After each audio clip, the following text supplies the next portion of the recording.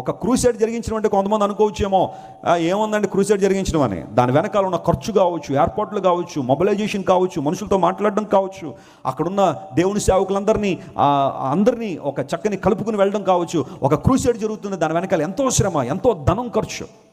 బహుశా చాలామంది తెలియవచ్చు, ఎంతమంది వచ్చారు కాబట్టి ఎన్ని కానుకలు వచ్చేసాయి. కొంతమందికి ఎక్కడ లేని ఏంటంటే అది కలవరం అనమాట. బాబోయ్ బాబోయ్ ఎంత వచ్చేస్తున్నాయో కానుకలు, ఎంత వచ్చేస్తున్నాయో. అలాంటి వాళ్ళు ఎవరైనా ఉంటే రండి, ఒకసారి కానుకలను మీ ముందు పెట్టేస్తాను. కౌంట్ చేసేసి ఆ క్రూసైడ్కి ఇంకేమన్నా ఇవ్వాల్సి వస్తే మీరు ఇచ్చేయండి. అలా సిద్ధమైతే రండి. కొంతమందికి ఇదో బాధ, కొంతమంది ఇది ఒక ఆలోచన, ఏమొచ్చేస్తుందో. ఎంతమంది సంఘం అంటే కానుకలు ఎంత. కొంతమంది మ్యాథమెటిషియన్లో లెక్కలేసేవాళ్ళు కొంతమంది. కొన్నిసార్లు అది ఎక్కువ అవ్వచ్చు, తక్కువ అవ్వచ్చు, కానీ నా దేవుడు ఎప్పుడు విడిచిపెట్టలేదు. ఏ అవసరాన్ని అవసరంగా విడిచిపెట్టలేదు. ఒక అవసరం ఉంది అని దేవుని సేవకునికి ప్రకటించగానే దేవుని కార్యాలు స్పష్టంగా జరుగుతాయి.